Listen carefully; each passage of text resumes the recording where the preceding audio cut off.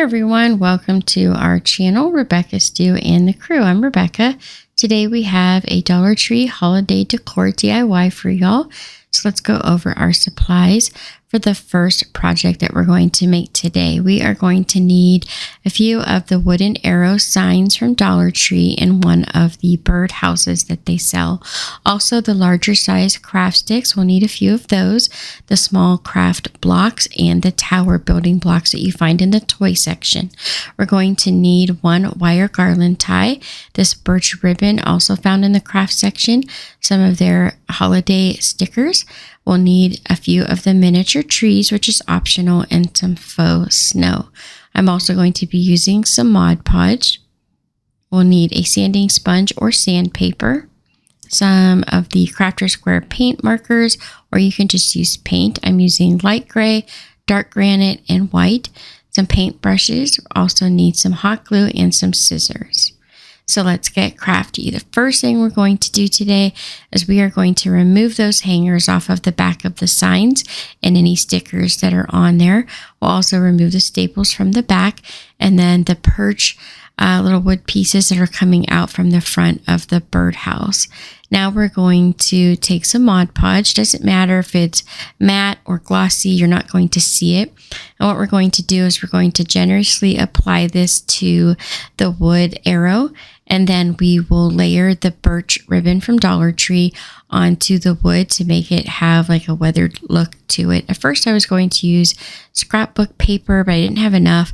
And then I also was going to just paint it, but I love the way this ribbon looks. It really looks like an old kind of worn out piece of wood, and I thought it would work really well here for what we're making. So now that we've got the ribbon on, we're just going to trim down the edges with our scissors. And you don't have to worry about getting too close. Just trim it up as best you can and let it dry for about 10 minutes. Then once you've let it dry for about 10 minutes, you can go ahead in with your sanding block or some sandpaper, and you can sand the edges to remove any excess that's hanging over the sides. And you'll get a nice close finish around the edges of the arrow. We're going to do the exact same thing to the larger arrow. I had 3 initially, and I decided just to use 2 once I started putting it together in my mind and kind of layering it as I was working. I decided that 3 arrows was just too much and I couldn't quite make it work. So I decided to go ahead and just use the 2 arrows that you see here. So now we're going to finish piecing together that birch ribbon. And once it's dried a little bit, we're taking our sanding block and just sanding the edges and pulling off the little strings that break free on the sides there. It doesn't take too much. It's actually pretty easy to do. Just make sure you work down away from the paper so it doesn't lift up away from the wood. Now we're just layering the wood pieces so that the arrows are lined up, and then we will mark on the bottom house portion where we're going to glue this on so it's easier to line up later when we start putting the whole thing together. We're taking those tower blocks now and we're going to glue these around the edge. I had marked it with a pencil so I knew how high to go when I was putting these on, because I don't want it to go past that smaller arrow that we're using for the background. So this goes right up to the top, as you can see here. And now we're not going to glue it together yet because we're actually going to paint the edges and the building blocks here because you will be able to see those from the sides depending on where you're standing and where this is placed in your home. So first we're going in with the light granite gray. We're going to dry brush some white paint over top of it and then the dark granite. And we're just doing that so it looks as close as we can to the ribbon that we attached to the front. I didn't feel the need to put the ribbon on the back. I thought it was a little bit much, considering most of it you're not going to be able to see. We're now taking some of that ribbon and we're just marking with a pencil the grooves on the house, and that helps us to find where we're going to make our cut lines so that these pieces will fit perfectly onto the birdhouse when we attach the ribbon. So now we have all of our pieces cut out. We'll apply some of the Mod Podge to the side of the birdhouse, and we're going to put the first piece of ribbon on, line up the edges, and again you can trim it if necessary. and then we'll use the piece for the back, and then we'll do the opposite side. Now the front, where we remove the perch and the holes for the birds to go in, we're not going to worry about that. We're really not going to see it. We do end up painting it later on in the craft project, but for now you can just leave it as is. It really doesn't need a lot of attention. So we finished gluing all of the ribbon down. Now we're going to make our roof pieces by using the large craft sticks and a pencil. We're just going to line up the craft stick underneath of the arrow like a house, and we're going to mark about how big we want the roof to come down on the sides. Then we'll cut those with our scissors. Take another craft stick and then use the first one as your measuring tool so you get two of the exact same size pieces. And once you have it marked, just go ahead and cut, and always check when you're done to make sure they line up. Now we're going to do the same thing to the larger arrow. We're going to lay the craft stick underneath of it, mark it with our pencil, and then cut it down to size. Do a second piece. Cut it down to size and then measure, and if there's any pieces that are a little bit too big, go ahead and trim those. Now taking that dark granite gray paint, we're going to go ahead and paint the roof pieces, which are the craft popsicle sticks. We're going to paint all 4 of those with the dark granite gray. We're going to do 4 of the small little cubes, the crafting cubes, and we're going to paint 2 of the building blocks. Those will be our doors. And then once we have those done, we're going to paint the roof to the birdhouse. Make sure you do underneath as well, because you're going to see it from all angles. I am painting what was the front is now going to be the back, just in case you're able to see any portion of it when it's all assembled. I just wanted to make sure that it was covered there. And then we'll take that same dark granite gray paint and we'll paint the base of the birdhouse. So now I'm taking just a dry brush and I am brushing on a tiny little bit of white paint, and then I go back in with the dark granite and I dab a little bit of that on to try to get it as close as I can to matching the front, but it doesn't have to be perfect. Again, you just want a little bit of the coloring from the front, but it doesn't have to look exact. You're not really going to see very much of it when the whole project is finished. And now we'll let those pieces dry. And then once they're dry, we're going to go ahead and start gluing this together. So we'll remember those lines we drew earlier with our pencil. This helps us to line up the houses together so that we have it glued nice and straight. And then we will start gluing the roof pieces on. Make sure you have the right pieces before you glue it on, just because they're going to be different sizes because the arrows are different sizes. So make sure you don't mix them up before you start gluing them on. Like, I always check them first. And I'm just using regular old hot glue to attach these. You could use some E6000 or some Eileen's Craft glue. It's really up to you, but the hot glue works really well here. Next, we're going to mark with our pencil, again, where we're going to glue this on just to help us line it up. And then I'm going to take some glue and attach it to the roof of the birdhouse and the base, and then line it up and glue it to the front of our church.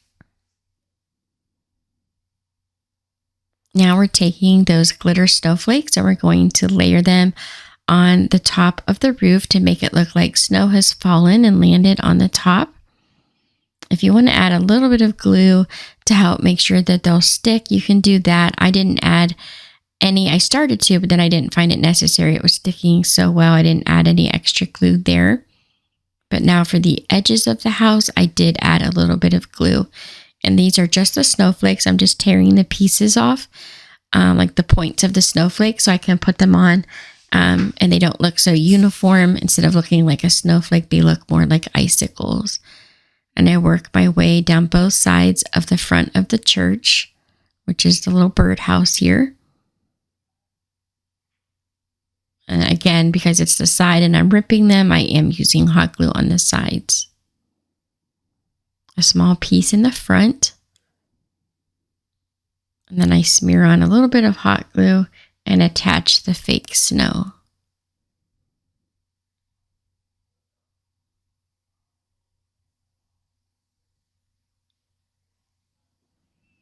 And so we've got our snowflakes on both sides, and we just keep adding the fake snow to the rest of the roof. Now we're just going to, you don't want to overfill the roof. You want to still be able to see the dark gray through the snow. And then once I have it completely on there and I know it's dry, I actually went in with my scissors and trimmed the snow down just a little bit, so it isn't like overwhelming the piece. I didn't want too much snow on, but it's kind of hard to control just because of the way that it's cut. And I just work in small portions and just keep going until I have the whole roof covered the way that I want it to be. And as you can see here, I'm trimming the snow down a little bit, again, just to free some of it up so I can still see the roof. And now we'll do the same to the top of the taller arrows or the roof pieces that we've made. And again, you don't have to add the whole roof with the fake snow. You can just add it around the edges where you would think snow has fallen and landed.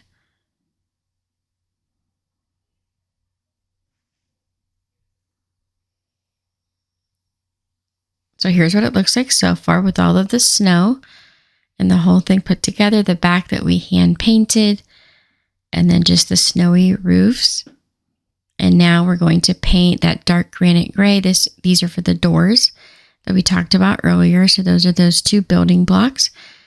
I line them up on the front of the house, the church, and then I trace around it again to help me line up where I'm going to glue these on at so that I don't end up too far to the left or the right. And because when I'm doing these, I'm recording, so I've got a camera kind of in the way. It always helps me to line them up. If I trace them with a pencil, you might not have to trace it with a pencil just because you don't have all of the equipment in the way when you're trying to see if it's lining up or not. So here are those 4 little cubes that we're going to glue on. Again, I traced around those with the pencil. And we're just going to line up and make this small window. And we'll add some more details to the door and the window in just a bit here once they're completely dry. Now this is a craft stick. I just cut into 2 pieces to make a cross. So obviously one piece is going to be a little bit shorter than the second piece. And we're just painting this with some antiquing wax. I take a tower block and I'm going to glue this to the top first. And this is to help lift the cross off of the church so we have that 3D appearance. And now we'll glue the longer piece down first. And then the smaller piece, we'll glue that on next. And now we'll make a wreath. So we're taking a garland wire tie, we cut it in half. And we're cutting most of the greenery off. We just want a little bit left behind that is attached to the wire because we want to make this quite small. We still want to be able to see the cross underneath of it. So we really need to trim this down as best we can with still leaving some of the greenery behind to make a really nice wreath. Now that we've got it all trimmed down, all we're going to do is turn this into a circle and attach it on the one side. And then we'll trim it down with our scissors. And then just fix the circle, make sure it looks nice. And then we can go ahead and glue that on. I'm going to glue mine right to the center of the cross. Then I'm taking this berry garland and I'm going to cut a few pieces off. And we're going to glue these around the wreath so they look like hollies. And we'll glue a really small bow to the bottom of the cross and the wreath there just to make it look like there's a bow at the bottom of the wreath. And now I'm going to take those little wood pieces off of these miniature trees and I glue these to the sides of the front of the church.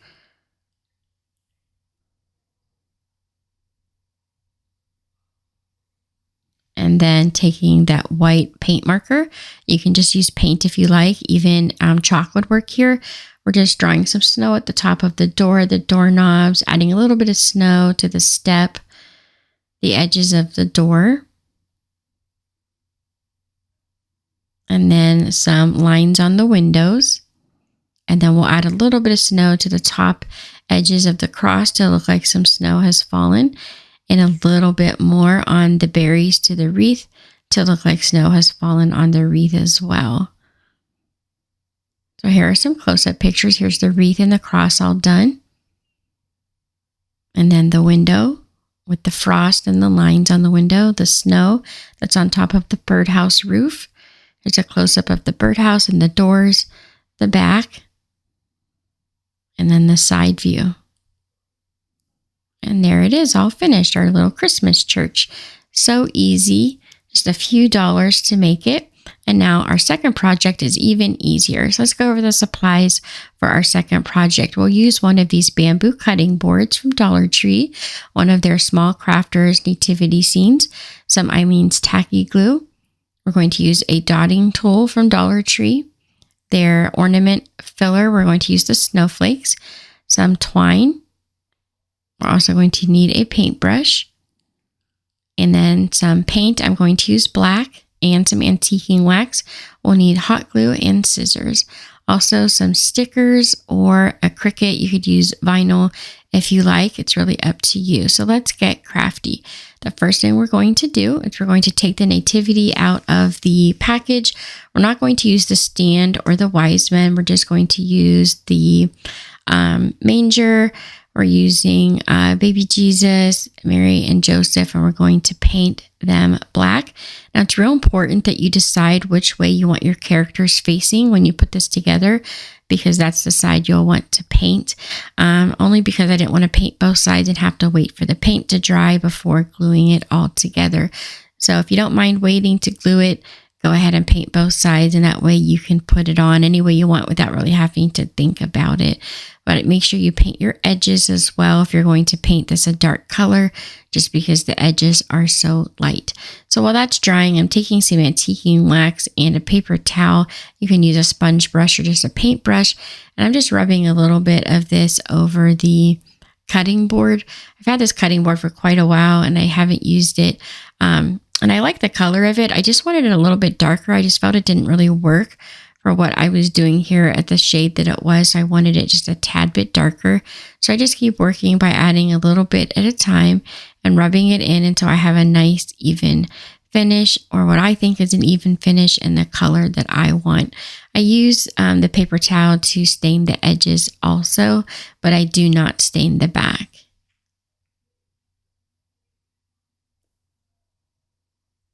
And the back is the lighter color wood. And once it's all stained, you'll let that dry for a little while. So now we'll put the stable down first. We're not gluing it down. We're just using it as a placeholder while we glue all of the other pieces down. And then once we have those in position, we'll go back and put the stable down. We're just using hot glue to attach them. And then we'll take some hot glue. We're going to start adding some twine to both sides. So all you want to do is put a little dot of hot glue, attach your twine, wrap it around the edges about 3 times. This is optional. You don't have to add this if you don't want to. I just thought it helped add kind of that rustic feel to the sign since we have a very simple color scheme. I just wanted to add a little bit more detail. So again, we'll just take some hot glue, wrap the twine around about 3 times, cut the twine down to size, and then glue the end down. So very simple. And now you could use either a sticker, something you cut out on your Cricut if you have one. You can use a chalk marker. You can paint this on. It's really up to you. I'll leave a printable template of this, Oh Holy Night, in the description box, or it'll be in the comments. It'll be in one or two. I'll leave a link so you guys can print this out and use it as a template if you like, so you can get the font the same on yours if you make one. So all we're going to do now is just add a few snowflakes after we add the sticker that says Oh Holy Night, and I'm just using that Eileen's tacky glue and that dotting tool to add a little dot of glue, and then the vase filler or ornament filler, those little snowflakes, just attach those to the top, and that is it. I told you this one was really, really simple to do. So these are both of our projects this week. We have the Christmas church and the nativity scene. Hope you guys enjoyed this video. Thank you so much for watching. Don't forget to subscribe, like, and share. And here are some other videos from our channel you might also enjoy. Have a great day, everyone.